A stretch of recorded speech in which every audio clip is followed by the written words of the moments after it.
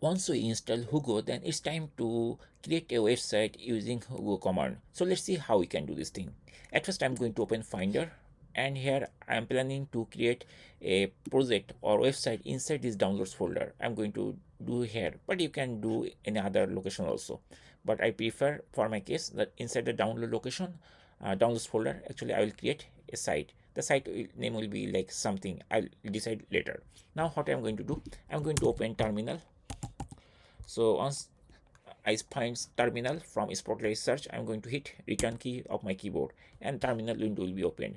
Now there are a couple of things there. I'm going to clear everything so that it will be clean looking. Now what we need to do, we need to create a site over there, right? So let me check what is the present working directory by typing the command pwd and hit return key.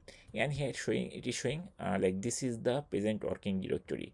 But I'm planning to create a website inside downloads folder. So what we need to do, we need to run a command cd, that means change directory, and we have to type downloads. And here I see downloads is there, then I'm going to hit return key. Now if we start typing pwd, we'll see like this. So what we are planning to do, I'm going to create a website over here.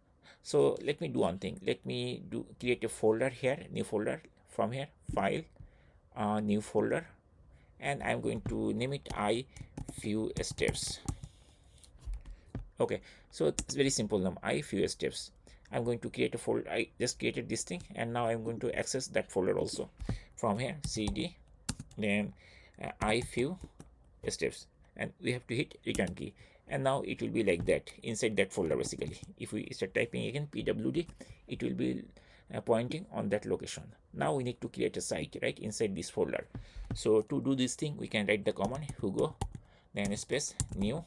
Then as we are going to create a website, so we have to type the command like keyword site, which means website, and we have to name a site name. I already created this folder, so I'm not going to use this thing anymore.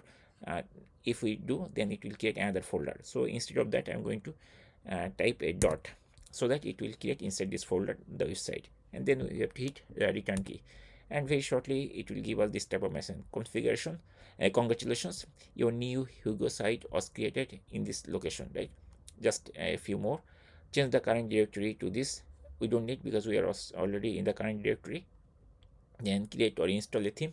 So we need to do this thing. So this step we don't need. We are already here inside this current directory of Hugo, and we just need to install a theme, and then after that we have to edit Hugo.toml, setting the theme property. Here we need to change the theme, and after that we can create new content, and we do some other things. So that's it. In this way we can create a Hugo site, and if we go there, if we double click over there, we'll see everything is there: architecture, asset, content, data, everything is there. Okay, so right now I just created the website, but still now I didn't add the theme. If I don't add the theme, I cannot run this on my computer, or we have no output like this. So we just completed this part. I mean, we created just the Hugo website right now.